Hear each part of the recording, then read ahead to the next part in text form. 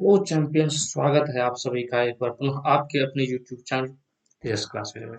दोस्तों, आज की इस कड़ी में हम बात करेंगे द्विघात समीकरण से और द्विघात समीकरण के प्रश्नावली 4.2 का एनसीईआरटी क्वेश्चन का हम सॉल्यूशन देखेंगे। ठीक, तो हम प्रीवियस वीडियो में हम बात कर चुके थे और बता चुके थे कि पहला क्वेश्चन का जिसे हम गुणनखंड विधि से द्विघात समीकरणों का मूल ज्ञात किया था। और आज की इस वीडियो में हम बात करेंगे क्वेश्चन नंबर 2 से और अंत तक देखते हैं कि कितना क्वेश्चन हो पाता है। ठीक, तो हमारा क्वेश्चन नंबर 4.2 का है। 4.2 का सेकंड क्वेश्चन है कि उदाहरण 1 में दी गई समस्याओं का हल करने के लिए कहा गया है। ठीक, तो उदाहरण 1 हमारा कह रहा है कि निम्न स्थितियों को गणितीय रूप में व्यक्त कीजिए। तो इसमें समझिए ना, एक तरफ से मूल हमको निकालना है, रूट्स निकालना है, इसका वैल्यू निकालना है। तो हमारा पहला क्वेश्चन है कि जॉन और जीवंती दोनों के पास कुल मिलाकर 45 कंचे हैं। दोनों 5-5 कंचे खो देते हैं। अब उनके पास कंचों की संख्या का गुणनफल 124 है। तो हम जानना चाहेंगे कि आरंभ में उनके पास कितने कंचे थे। ठीक, तो सबसे पहले इस टाइप के क्वेश्चन को सॉल्व करने के लिए सबसे पहले हम लिखेंगे कि माना कि, और किसी के या तो जॉन की या जीवंती के पास लिख लेते हैं। जॉन के पास कुल मिलाकर कितने, जॉन के पास कंचों की संख्या बराबर, कंचों की संख्या बराबर कितना, x। तो जीवंती के पास कितना हो जाएगा, जीवंती के पास तो टोटल था 45, यहाँ पर दिया हुआ है कंचे की संख्या कितनी थी 45। तो अब हो जाएगा इनके पास 45 माइनस एक्स, क्योंकि x तो जॉन के पास है, राइट। अब 5-5 कंचे खो देने के बाद, 5 कंचे खो देने के बाद जॉन के पास कंचों की संख्या कितनी हो जाएगी, तो x माइनस 5। और जीवंती के पास कितना हो जाएगा, तो 45 माइनस एक्स माइनस 5 अर्थात 40 माइनस 5, राइट। अब यहाँ पर बोल रहा है कि अब उनके पास कंचों की संख्या का गुणनफल कितना है, 124। अब खो देने के बाद, तो खो देने के बाद कितना है, एक है x माइनस 5 और एक है 40 माइनस एक्स, राइट। तो इन दोनों का गुणनफल कितना है, 124, राइट। कितना है हमारा, 124। अब इसको हम सॉल्व करते हैं, कैसे इसको गुना करते हैं। तो सबसे पहले x को लेंगे तो 40 माइनस एक्स, और माइनस 5 को लेंगे तो हो जाएगा 40 माइनस एक्स इक्वल टू 124। तो ये हो जाएगा 14x minus x square minus 200 minus minus हो जाएगा प्लस 5x इक्वल टू 124। अब ये हो जाएगा हमारा क्या, तो 40x और 5x हो गया हमारा 45x minus x square equal to 124 plus 200 अर्थात ये कितना हो गया हमारा 324। ठीक, तो यहाँ पर जो आपका मतलब हो गया हमारा इक्वेशन क्या हो गया कि 45x। चलिए इसको नेक्स्ट स्लाइड में बनाते हैं। नेक्स्ट क्या हो जाएगा हमारा 45x माइनस देख लेते हैं क्या था, 45x minus x square equal to 324। 45x minus x square equal to 324। तो इसको कैसे सोल्व करेंगे, इसको सोल्व करने के लिए सबसे पहले आप क्या करेंगे, हम ये वाले टर्म को सोचते हैं कि हम पॉजिटिव बना लें, राइट। तो इसको पॉजिटिव बनाने के लिए माइनस को दोनों साइड से गुना करेंगे तो ये हो जाएगा एक्स स्क्वायर माइनस 45x और प्लस 324 इक्वल टू क्या हो जाएगा हमारा 0। यहाँ तक किसी को कोई दिक्कत नहीं होना चाहिए, ठीक। उसके बाद अब हम 324 को क्या करेंगे, गुणनखंड करेंगे। कितना, 324 को, तो ये दो सर ये हो जाएगा क्योंकि क्या अंक पर आपका 4 है, तो ये हो जाएगा 162, 2 का फिर 81, 3 से 27, फिर 3 से 9 और 3 से 3।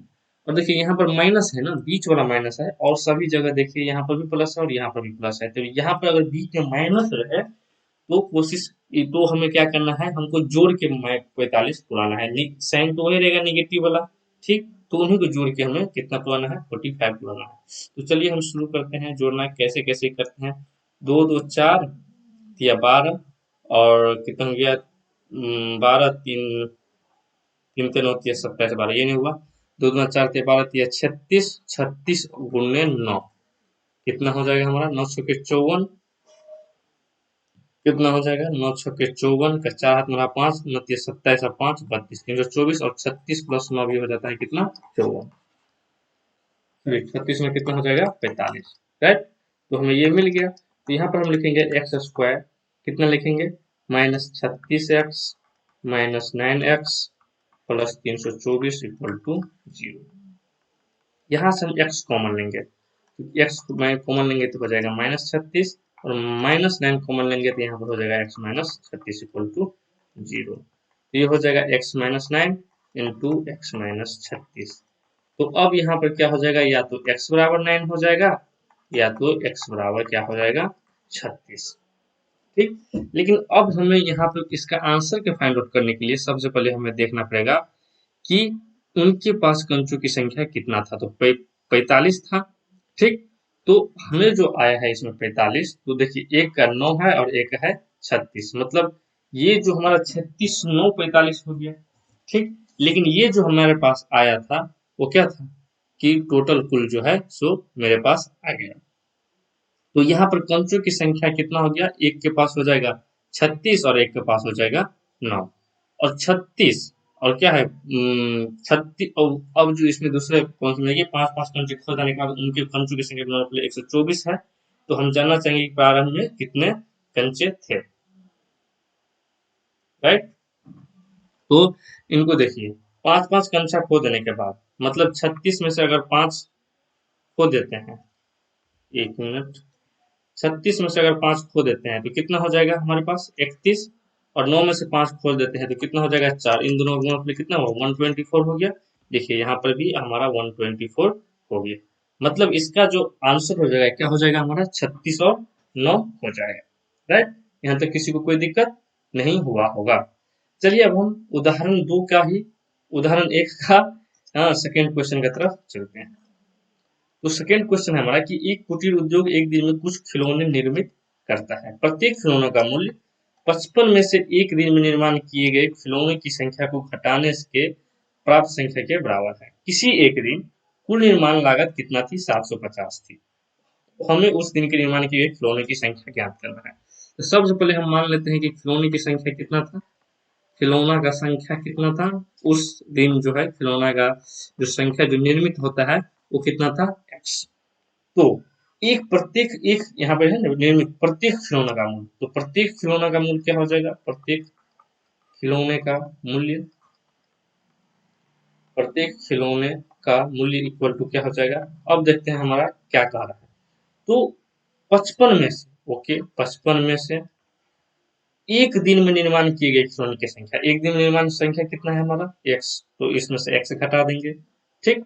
से निर्माण किए खिलौने की संख्या घटाने से प्राप्त संख्या के बराबर, मतलब 55 में से जो उस दिन का संख्या घटा देंगे वही हमारा क्या हो जाएगा। तो प्रत्येक खिलौने का मतलब एक खिलौने का जो है सो हमें मूल्य प्राप्त होगा। तो अब कहता है कि किसी एक दिन कुल निर्माण की लागत कितनी थी, 750 थी, 750 थी, मतलब क्या, उस दिन जो निर्माण हुआ तो उन सभी निर्माणों को लगाकर जो संख्या थी खिलौनों का, उसका जो कुल प्राइस था, कुल मूल्य था कितना था, 750। तो उनका प्राइस कैसे निकालते हैं, गुना करने के बाद, मतलब हमारे हमारे पास क्या दिया हुआ है, गुणनफल दिया हुआ है, मतलब खिलौने की संख्या को उनके मूल्य से गुना करने के बाद जो प्राप्त होगा वो है हमारे पास 750 अर्थात 750। अब इसको हम फाइंड आउट करना है कैसे, तो देखिए यहाँ पर हो जाएगा 55x minus x square equal to 750, या इसी को ऐसे इस प्रकार लिख सकते हैं कि s square minus 55x plus 750 equal to 0। अब यहाँ पर माइनस है तो कोशिश कीजिए, यहाँ पर क्या है माइनस है, तो माइनस है तो यहाँ पर क्या हो जाएगा, जोड़ के साथ ही हमें इसको पुराना पड़ेगा, ठीक। मतलब साइन जो दो हमारे पास, इसको जो ऐसे तोड़ेंगे इसको पार्ट में तो हमारे क्या आएगा, माइनस ही आएगा। तो चलिए पहले 750 का हम क्या कर लेते हैं, 750 का हम गुणनखंड कर लेते हैं। तो 750 का गुणनखंड कर लेते हैं, कैसे करेंगे, तो देखिए 750 इसे हम सबसे पहले 2 से लगाएंगे तो ये हो जाएगा 375, 7 5 12 3 15 3 से 125, फिर 5 से 25 और फिर 5 से 25। तो इसको हमको कितना कितना इसको जोड़ के करना है या घटा के करना है, 55 करना है। तो यहाँ पर देखिए 55 कैसे हो जाएगा, तो 3 दूना 6 पंचे 30, तो 30 को और 25 को जोड़ेंगे, 30 को और 25 को मल्टीप्लाई करेंगे तो हमारा 750 हो जाएगा, और 30 और 25 को जोड़ेंगे तो कितना हो जाएगा हमारा 55 हो जाएगा। मतलब ये हमारे पास आ गया कि क्या क्या हमको करना है, किस किस में तोड़ना है। तो x square minus 30x minus 25x plus 750 equal to 0। अब यहाँ से जो हम इसको x कॉमन लेंगे तो यहाँ पर हो जाएगा हमारा x माइनस 30, और माइनस 25 कॉमन लेंगे तो यहाँ पर भी हो जाएगा x माइनस 30, जो कि किसके बराबर हो जाएगा 0 के बराबर। तो इसको लिखेंगे अब हम x minus 25 into x minus 30, right, जो कि किसके बराबर हो जाएगा 0 के बराबर। तो यहाँ से हमें x का वैल्यू प्राप्त होगा 25 और 30। इसका मतलब हुआ कि उस दिन जो हमें क्या किया गया था, निर्माण किया गया जो खिलौना था, वो कितना था हमारा, या तो 25 होगा या तो 30 होगा। ठीक है, तो ये था हमारा क्वेश्चन उदाहरण 1 का। जो दूसरा क्वेश्चन था हमारा 4.2 का दूसरा क्वेश्चन था, जिसमें हमें बोला गया था कि उदाहरण 1 को हमें सोल्व करना के बताना है। अब चलते हैं हम तीसरी क्वेश्चन की तरफ। तीसरा क्वेश्चन हमको बोल रहा है कि हमें एक ऐसी संख्या को, दो संख्या ज्ञात करना है जिनका योग 27 हो, ठीक, और गुणनफल कितना हो 182 हो। तो इस सवाल को सोल्व करने से पहले सबसे पहले हम पहली संख्या लिखेंगे और उसको मान लेंगे। क्या लिखेंगे, माना कि पहली संख्या बराबर क्या, पहली संख्या बराबर क्या लिखेंगे, पहली संख्या बराबर x, राइट। तो दूसरा संख्या जो है सो हमारा क्या हो जाएगा, दूसरा संख्या क्या हो जाएगा, उससे हमें कम हो जाएगा। किससे कम हो जाएगा, तो ये जो हमारा दिया हुआ है 27, मतलब जिनका योग है, मतलब दूसरी संख्या हम जो लिखेंगे ये क्या हो जाएगा हमारा 27 माइनस एक्स। तभी तो इन दोनों को जोड़ेंगे, x प्लस 27 माइनस एक्स जो जोड़ेंगे तो ये हमारा 27 के बराबर होगा। इस इक्वेशन को तो हमें, ये जो पहला कथन है इसको तो हमें सेटिस्फाई करना पड़ेगा। अब क्या बोल रहा है कि इनका गुणनफल कितना है, इन दोनों का गुणनफल, इन दोनों का जो गुणनफल है कितना है 182, मतलब क्या x into 27 minus x equal to कितना है हमारा 182, राइट। तो अब इसको हमें सॉल्व करना है, तो हमें वैसी दो संख्या फाइंड आउट करना है, राइट। तो चलिए इसको सॉल्व करते हैं। तो ये हो जाएगा 27x minus x square equal to 182। तो अब इसको हम क्या करते हैं, सबसे पहले x वाले टर्म को पॉजिटिव बनाते हैं, तो x square minus 27x plus 182 equal to क्या हो गया हमारा 0। यहाँ पर हमने कैसे किया देखिए, सबसे पहले इसको x कॉमन, माइनस कॉमन ले लिए, तो माइनस कॉमन ले लिए तो यहाँ पर हो गया minus 27x plus x square बराबर माइनस 182, मतलब माइनस के साथ हम दोनों को गुना किए या कॉमन लीजिए, आप जो भी समझे। तो इसको हम इस टर्म ऐसे लिख लिए x square minus 27x equal to क्या माइनस 182, और माइनस वाले माइनस 182 को हम बराबर के लेफ्ट साइड लाए तो ये हमारा प्लस 182 हो गया। तो किसके बराबर हो गया 0 के बराबर, राइट। यहाँ पे किसी को कोई दिक्कत नहीं हुआ होगा, ठीक है, ओके। तो अब अगली बार, अब अगला स्टेप हमारा क्या होगा ये देखिए। तो हमारे पास जो इक्वेशन है ये है x square minus 27x plus 182 equal to 0। अब ये हमारा क्या हो गया, द्विघात समीकरण हो गया, ठीक है, क्या हो गया द्विघात समीकरण। तो इसको हम गुणनखंड विधि से हल करते हैं। तो गुणनखंड विधि के लिए सबसे पहले क्या करना पड़ेगा, c और a को गुना करना पड़ेगा। ये हो जाएगा हमारा 182, 2 से 91 और 2 से फिर 7 से करेंगे तो 13 सत्ते 91, राइट। तो देखिए अब बीच वाला अगर माइनस है ना, इतना आपको याद रखना है, अगर देखिए यहाँ पर भी प्लस है और यहाँ पर भी प्लस है, और बीच वाला जो माइनस रहेगा इसको हमेशा जोड़ के ही लिखना पड़ेगा, ठीक। तो इसको हम कैसे करेंगे, देखिए 14 प्लस 13 कितना हो जाता है 27, और 14 इंटू 13 हो गया हमारा 182। कैसे, तो 14 रहेंगे 140 और 14 या 42 कितना हो गया 182, राइट। यहाँ तक किसी को दिक्कत नहीं हुआ होगा, ठीक है।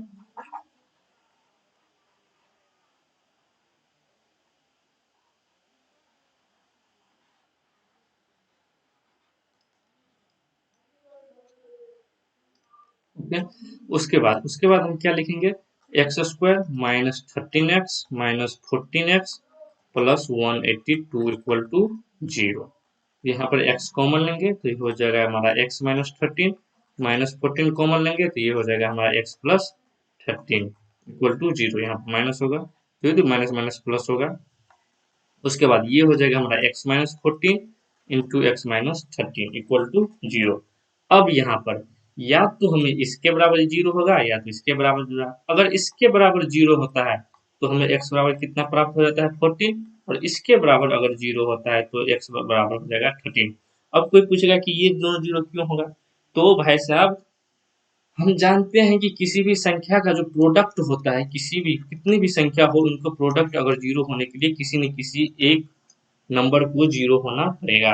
अगर 0 ये नहीं हो पाएगा, 0 अगर नहीं होगा तो 0 इस किसी भी चीज का प्रोडक्ट नहीं हो सकता है। या तो आपको दोनों 0 करना पड़ेगा या तो किसी एक को 0 करना पड़ेगा। ठीक है, तो ये था हमारा तीसरा क्वेश्चन। तो तीसरा क्वेश्चन का ऐसी दो संख्याएं कौन कौन सी होगी, तो हमारा एक 14 हो गया और एक 13 हो गया। राइट, चलिए अब हम चौथे क्वेश्चन की तरफ चलते हैं। चौथा क्वेश्चन है हमारा कि दो क्रमागत, क्रमागत यहाँ पे कहने का मतलब क्या होगा कि लगातार, जैसे अगर 2 लिखे तो 2 के बाद जो क्रमागत संख्या होगा ये हो जाएगा 2 + 1 = 3। अगर 3 लिखे तो 3 + 1 = 4। अगर हम 100 लिखे हैं तो 100 के क्रमागत संख्या, अगला क्रमागत संख्या क्या हो जाएगा 101। राइट, तो क्रमागत का मतलब आप लोग समझ लिए। तो दो क्रमागत धनात्मक पूर्णांक ज्ञात करना है जिनके वर्गों का योग कितना है 365 है। तो अगर हम मान ले कि माना कि पहली जो संख्या है इसको x अगर माने तो दूसरी संख्या हमारा क्या हो जाएगा x + 1। क्या हो जाएगा x + 1। अब हमें देखना है कि इन दोनों का वर्गों का योग कितना है 365। अर्थात प्रश्न से x का स्क्वायर प्लस x + 1 का स्क्वायर कितने के बराबर है हमारा 365 के बराबर। राइट, इतना तो हमको पता चल गया, ये इस स्क्वायर को ही वर्ग बोलते हैं। ये हो गया एक्स स्क्वायर प्लस, अब इसको सॉल्व करेंगे तो कितना हो जाएगा एक्स स्क्वायर प्लस 2x + 1 = 365। ठीक, अब यहाँ पर एक्स स्क्वायर और एक्स स्क्वायर को जोड़ेंगे तो ये हो जाएगा हमारा 2x² + 2x और यहाँ पर हो जाएगा -364 = 0। ठीक, अब देखिए पिछले वाले क्वेश्चन में क्या था, यहाँ पर पैटर्न को देखिए। पिछले वाला क्वेश्चन था कि इसमें यहाँ पर माइनस था, इस पी एक्स मतलब ये जो हमें स्टैंडर्ड फॉर्म होता है ax² + bx + c = 0, इसमें इसमें b वाले टर्म था पिछले क्वेश्चन में 0, लेकिन यहाँ पर देखिए c वाला जो है सो हमारा सॉरी bx वाला जो है वो था नेगेटिव, और यहाँ पर क्या हो गया c बराबर नेगेटिव है। राइट, तो देखिए पिछले में b = b था, b का वैल्यू जो था सो नेगेटिव था, और यहाँ पर अभी c का है तो b का वैल्यू नेगेटिव था, इसे हम माइनस माइनस करके जोड़े थे, मतलब दोनों संख्या को जोड़ के किए थे। अब यहाँ पर हमें एक बात सोचना पड़ेगा कि यहाँ पर जो है जो c वाला टर्म है माइनस, तो हमें ये कोशिश करना पड़ेगा कि इसको कैसे बड़ी संख्या से छोटी संख्या को घटाएंगे और उसके बाद हमको 364 इसके गुणनफल के बराबर होना पड़ेगा। ठीक, तो सबसे पहले यहाँ पर हम देखिए कि 2x सभी में सॉरी 2 कॉमन सभी में देखना है तो इसको 2 कॉमन ले लेते हैं। ये हो जाएगा x² + x - 1 कितना हो जाएगा 182 = 0। तो हमारा जो नया इक्वेशन हो जाएगा ये हो जाएगा x² + x - 182 = 0। क्या हो जाएगा x² + x - 182 = 0। अब 182 को हमको गुणनखंड करना पड़ेगा। क्या करना पड़ेगा गुणनखंड, तो यहाँ से करते हैं 2 91 और 2 7 से अब तो 13। तो अब यहाँ पर अगर प्लस x कब हो जाएगा तो देखिए यहाँ पर 14 और 13 इन दोनों को अगर घटाएंगे तो कितना हो जाएगा x हो जाएगा, और इन दोनों का गुणनफल भी कितना हो जाएगा हमारा 182 हो जाएगा। इस हिसाब से हम इसको क्या लिख लेंगे यहाँ पर x² + 14x - 13x - 182 = 0। राइट, देखिए यहाँ पर एक बात यहाँ पे आपको सीखना है क्या, तो यहाँ पर प्लस x है और यहाँ पर हमारे साथ है दो नंबर जिनका अंतर जो है सो x है, तो हमें प्लस x कैसे प्राप्त होगा, तो हम ये सभी जानते हैं कि बड़े में से छोटे को घटाएंगे तो क्या हो जाएगा हमारा, हाँ पर वही बड़े वाला का साइन रह जाएगा। राइट, तो इसी कॉन्सेप्ट को यहाँ पर हमने यूज किया है।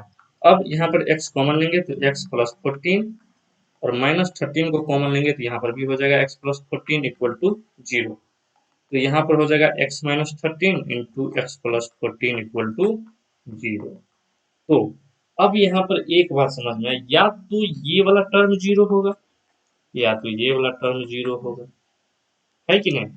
तो अगर x plus 14 equal to zero होता है, ठीक है, क्या होता है, x plus 14 equal to zero होता है, एक, तो x का वैल्यू कितना हो जाएगा, -14, ठीक। तो आपको एक बात यहाँ पे ध्यान रखना है कि प्रश्न में देखना है, प्रश्न में क्या देखना है कि यहाँ पर कह रहा है हमको क्रमागत धनात्मक पूर्णांक, तो धनात्मक का मतलब हुआ यहाँ पर पॉजिटिव, लेकिन x का वैल्यू तो यहाँ पर निगेटिव हो गया, तो इसलिए -14 जो है सो इसका वैल्यू नहीं होगा, राइट। तो क्या हो जाएगा, जब x+14 इक्वल टू जीरो नहीं होगा तो किसके बराबर, कौन बड़ा जीरो होगा, तो x-13 किसके बराबर होगा, जीरो के बराबर, तो यहाँ पर x का किसका क्या वैल्यू हो जाएगा, 13। तो मतलब एक संख्या जो है सो हमारा क्या है, 13 है, तो दूसरी संख्या x+1 इक्वल टू कितना हो जाएगा, 14, मतलब हमारे पास दो जो ऐसी धनात्मक संख्या होगी वो क्या होगी, 13 और 14, जिनके वर्गों का योग क्या हो जाएगा हमारा 365, ठीक। चलिए अब हम देखते हैं पांचवा क्वेश्चन हमारा, ये हमारा ज्योमेट्री से है, ट्रायंगल से है। आपको ये बहुत ही अच्छा क्वेश्चन है, यहाँ पे हम एक कॉन्सेप्ट सीखेंगे जो जब तक पढ़ेंगे तब तक हमको इस कॉन्सेप्ट को याद रखना है, ठीक। ओके, तो चलिए यहाँ पर देखते हैं कि हमारा क्वेश्चन क्या बोल रहा है कि एक समकोण त्रिभुज है जिसकी ऊंचाई इसके आधार से सिर्फ 7 सेंटीमीटर कम है, कितना कम है, तो 7 सेंटीमीटर कम है। यदि कर्ण 13 सेंटीमीटर का हो तो अन्य दो भुजाएं हमें ज्ञात करने के लिए बोलना है। तो सबसे पहले समकोण त्रिभुज हमें बना लेते हैं, ओके, थोड़ा टेढ़ा हो गया, लेकिन मान लीजिए यहाँ पर 90 डिग्री का कोण बना है, ए बी सी, यहाँ पर ए सी हमारा कर्ण है, 13 है, और यहाँ पर क्या बोल रहा है कि इसके आधार से, तो हम सबसे पहले क्या कर लेंगे, माना कि देखिए सबसे पहले किससे कंपैरिजन करने के लिए बोल रहा है, उसी को हम मान लेंगे, तो माना कि समकोण त्रिभुज का,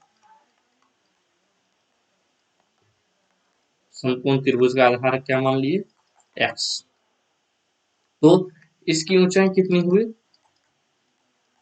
x-7 सेंटीमीटर, राइट, किसी को कोई दिक्कत नहीं। अब क्या बोल रहा है, तो और कर्ण कितना है हमारा, तो 13 सेंटीमीटर है, 13 सेंटीमीटर। अब यहाँ से हमको बोल रहा है कि अन्य जो दो भुजाएं हैं उसको हमको फाइंड आउट करना है, क्या करना है, उसको फाइंड आउट करना है। तो ये कैसे होगा, तो अभी तक आपने एक फॉर्मूला पढ़ा होगा, पाइथागोरस थ्योरम, पाइथागोरस थ्योरम, अगर नहीं पढ़े हैं तो आप पढ़िएगा।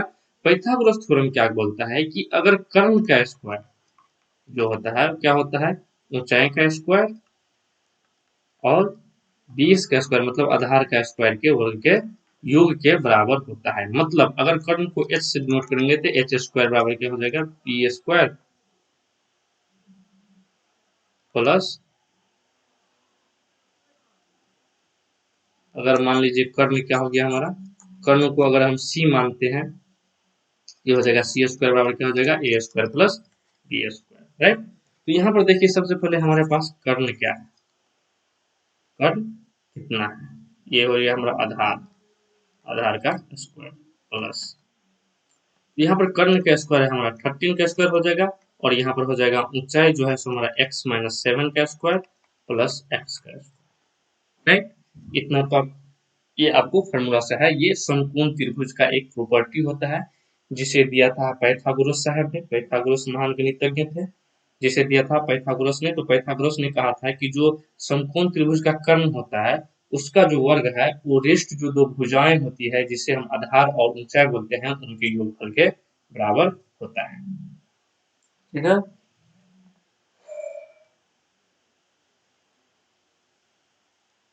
बराबर होता है, तो अब देखिए 13 का स्क्वायर कितना हो गया, 169, और x-7 पर, तो यहाँ पर हम सभी जानते हैं कि a माइनस बी का जो होल स्क्वायर होता है वो होता है a square plus b square minus 2ab, right. तो यहाँ पर हम कर लेंगे एक्स स्क्वायर प्लस 7 का स्क्वायर 49 माइनस 7 दूनी 14x प्लस एक्स स्क्वायर, यहाँ पर हो जाएगा एक्स स्क्वायर, ठीक, उसके बाद -14x, यहाँ पर 2x स्क्वायर हो जाएगा, और यहाँ पर लिखेंगे प्लस 49, और इसको बराबर के इस साइड लाएंगे तो ये हो जाएगा -169 इक्वल टू 0। ये जो हो जाएगा 2x² माइनस, क्या हो जाएगा 2x² माइनस 14x, और ये घट के कितना हो जाएगा -120, राइट। तो इसको हम एक और लिखेंगे क्या, तो यहाँ से देखिए दो आपको हर जगह मिल जाएगा, तो इसको दो कॉमन ले लेंगे तो x² minus 7x minus 60 equal to 0। यहाँ पर देखिए आपको यहाँ भी माइनस है और यहाँ भी माइनस है, तो इस बात का आपको ध्यान रखना है, ठीक है। तो चलिए देखते हैं अगला स्टेप हमारा क्या होगा। तो हमारा जो इक्वेशन है क्या हो जाए x² minus 7x minus 60 equal to 0। तो 60 को हम गुणनखंड विधि से चलिए हल करते हैं, ये हो जाएगा 30, ये हो जाएगा 15 और 3 हो जाएगा 5। तो हमको ऐसे दो संख्याओं को चुनना है जिनका गुणनफल 60 हो, चाहे जोड़ या घटा करके हमको 7 निकालना है, राइट। देखिए यहाँ पर हम क्या कर लेते हैं, 5 दूनी 10, 2 दूना 4 या 12, हाँ क्या हो जाएगा हमारा दो, माना कि 12 गुने 5 कितना हो गया हमारा 60, और 12 माइनस 5 इक्वल टू कितना हो गया 7। मतलब यहाँ पर हमको कर लेना है x² minus 12x minus 5x minus 60 equal to 0। मतलब ऐसे करेंगे हमको दो संख्या जो हमारे पास 12 और 5 है, ये हमारा क्या हो जाएगा, तो यहाँ से x कॉमन लेंगे तो ये हो जाएगा x माइनस 12, और माइनस 5 कॉमन लेंगे तो ये हो जाएगा x माइनस 12 इक्वल टू 0। ये हो जाएगा x minus 5 into x minus 12, जो कि किसके बराबर हो जाएगा 0 के बराबर। तो यहाँ पर x बराबर हो जाएगा 5 और x बराबर हो जाएगा 12 जब दोनों किसको सॉल्व कीजिएगा तो, ठीक है। तो यहाँ पर देखिए या तो हमारे पास हम यहाँ पर क्या लिखें, समकोण त्रिभुज का आधार 1 सेंटीमीटर, मतलब समकोण त्रिभुज का जो आधार है वो क्या हो गया हमारा 5। तो ऊंचाई जो है सो हमारा क्या हो जाएगा, ऊंचाई 5 में से 7 गया तो कितना हो जाएगा -2। तो किसी भी ट्राइंगल का जो ऊंचाई होता है वो निगेटिव नहीं होता है कभी भी नहीं, तो इसलिए जो हमारा आधार 5 है ये हमारा आधार 5 नहीं हो सकता। तो आधार क्या होगा, आधार हो जाएगा हमारा 12, क्या हो जाएगा 12। तो ऊंचाई कितना हो जाएगा 12 में से 7 गया तो 5। तो यहाँ पर जो समकोण त्रिभुज का ऊंचाई बोल रहा है ज्ञात करने के लिए, और आधार जो बोल रहा है ज्ञात करने के लिए, तो इसमें आधार कितना हो गया 12 और ऊंचाई हो गया 5 और कर्ण हो गया 13। तो हम जो आपको पीछे में बोल रहे थे कि जो आपको एक चीज हमेशा याद रखना है, आपको यहाँ पर एक चीज सिखाएंगे, वो क्या चीज है, देखिए आपको 5, 12 और 13, ये 5 था हाइट, 12 था बेस और 13 था कर्ण, जिसको हम बोलते हैं हाइपोटेनस। तो ये जो है 5, 12, 13 इसे हम बोलते हैं ट्रिपलेट, जो हम पढ़ेंगे ज्यामिति में, एक बहुत ही शानदार थ्योरम है। इसको बोलते हैं हम ट्रिपलेट, क्या बोलते हैं इसको ट्रिपलेट। तो इसी ट्रिपलेट को हमेशा आपको याद रखना है, और भी बहुत सारे ट्रिपलेट होते हैं जैसे 3, 4, 5 है, 3, 4, 5 है, इसका भी इन दोनों का स्क्वायर का योग जो है सो इसके योगफल के बराबर होता है। तो ये सभी ट्रिपलेट है और भी बहुत सारे हैं।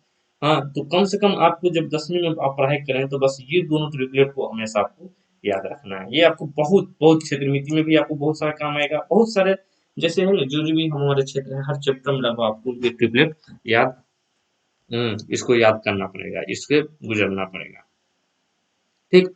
तो अगला क्वेश्चन हमारा छठा क्वेश्चन है कि एक कुटीर उद्योग एक दिन में कुछ बर्तनों का निर्माण करती है। एक विशेष दिन यह देखा गया कि प्रत्येक नग की निर्माण लागत उस दिन के निर्माण किए गए बर्तनों की संख्या के दुगुने से 3 अधिक थी। यदि उस दिन कुल निर्माण लागत ₹90 थी तो निर्मित बर्तनों की संख्या और प्रत्येक नग की लागत ज्ञात करना है, राइट। तो इसके लिए सबसे पहले हम क्या कर लेते हैं कि बर्तनों की संख्या को, ठीक, मान लेते हैं कि बर्तनों की संख्या उस दिन, माना कि उस दिन बर्तनों की संख्या, निर्मित बर्तनों की संख्या कितनी थी, तो x थी, राइट। तो प्रत्येक बर्तन जो है, प्रत्येक बर्तन उसकी लागत क्या होगी, मतलब नग बोल रहा है तो प्रत्येक नग की लागत क्या होगी, प्रत्येक नग की लागत क्या होगी, तो प्रत्येक नग की निर्माण लागत उस दिन के निर्माण किए गए बर्तनों की संख्या, तो उस दिन के निर्माण की संख्या के दुगुने, तो दुगुने मतलब 2 से गुना हो गया, से कितनी अधिक थी, तो 3 अधिक थी, बस। मतलब ये हमारे पास अब आ गया कि उस दिन बर्तनों की कितनी संख्या थी और उसकी जो मूल्य होगी एक बर्तन की, ये हमारे पास आ गया। अब हमारा क्वेश्चन बोल रहा है कि उस दिन कुल निर्माण लागत 90 थी। कितनी थी लागत? तो 90 रुपये थी। मतलब हमारा जो उस बर्तन और बर्तन को लगाने में, एक बर्तन को खर्च करने में जो लागत थी, ठीक, और उस दिन जो हुआ, मतलब टोटल बनाने में जो इतना खर्च हुआ वो कितनी थी? तो 90 थी। मतलब गुणनफल था। मतलब 5 पेन है, 5 पेन को खर्च करने में 10 रुपया लग रहा है, तो हमें 20 पेन को खर्च करने में कितना लग जाएगा? मतलब अगर यहाँ पर अभी एक, यहाँ पर लीजिए, एक पेन को खर्चा बनाने में 10 रुपया है, तो 20 पेन को खर्चा करने में कितना होगा? तो 20 गुने 10।